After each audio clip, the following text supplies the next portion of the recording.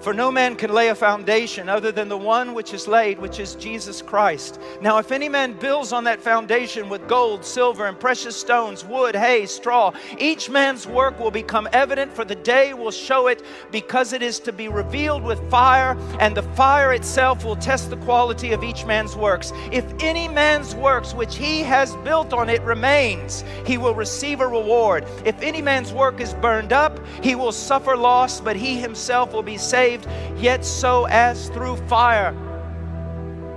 If you truly believe this text, you will not be able to sleep at night, even as a Christian,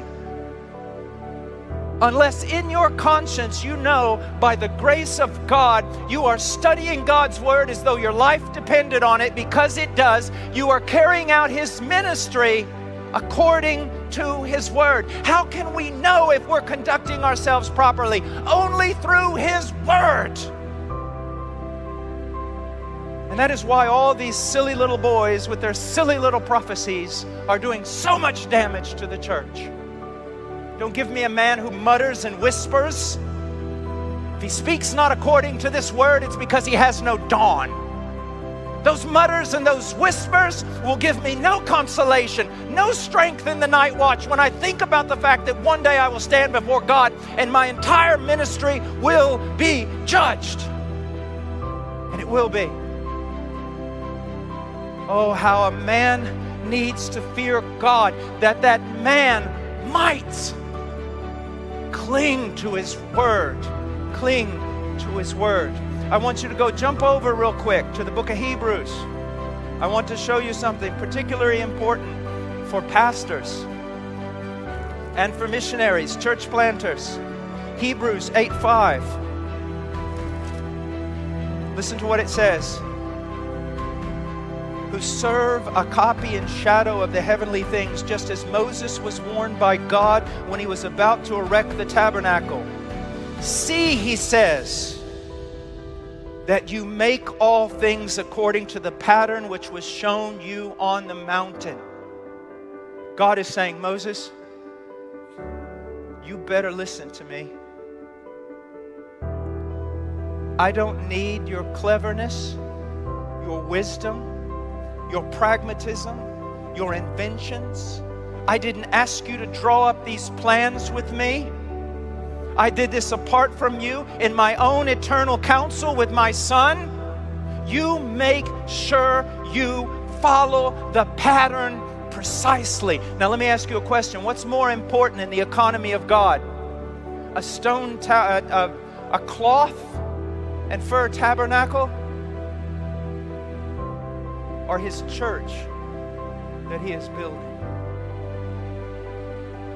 If God would warn a man about a building, how much more does God warn us about caring for His bride? Imagine a king. He has a bride that he loves with all his heart, all his heart.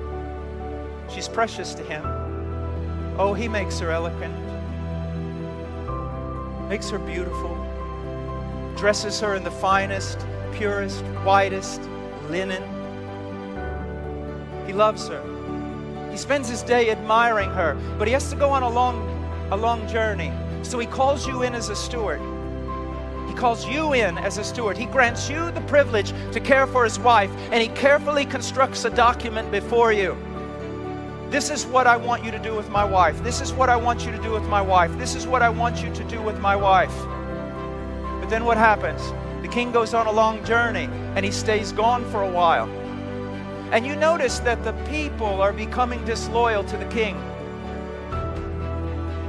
You notice that they're no longer really attracted to the queen. She's so, I don't know. She's just not modern. She's not what the people want today. So you get a great idea. You strip her of her white linens. You paint her face and dress her like a prostitute.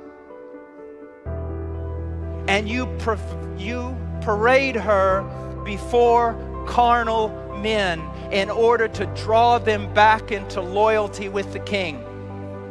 When the king returns, what will he do with you? He will kill you.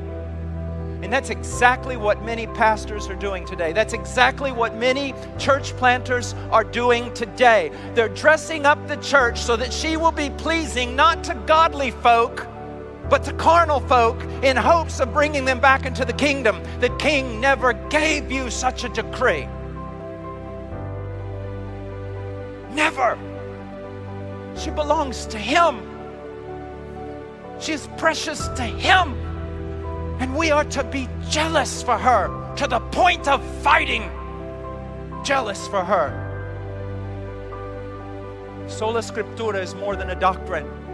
It is the very thing that may or may not save your life, depending on how you deal with it, how you respond to it. My greatest prayer for us with missions is that we learn to fear the Lord. And you say, but Brother Paul, all you're doing is talking about church. Precisely, that's what my point is.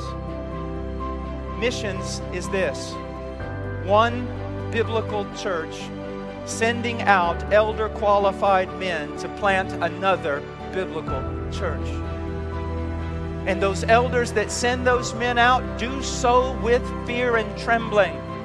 And the one who goes out deals with the bride of Christ with fear and trembling. If just this one thing was believed in seminaries and in missiology departments, it would transform everything. Everything.